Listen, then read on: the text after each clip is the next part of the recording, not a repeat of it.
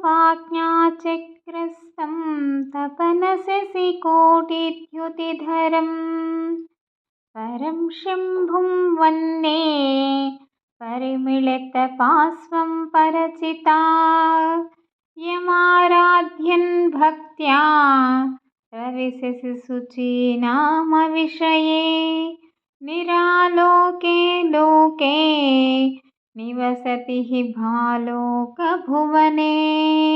ఈ శ్లోకంలో శంకరాచార్యుల వారు సహస్రార మార్గానికి వెళ్ళగలిగేటటువంటి మార్గాన్ని వర్ణిస్తున్నారు.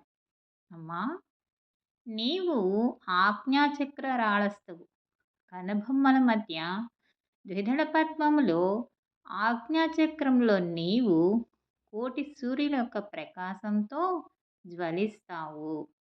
సాధకులు ఆ ప్రకాశమును దర్శించిన తరువాత మాత్రమే సహస్రార చక్రంలో నీ పాద సన్నిధికి చేరగలుగుతారమ్మా.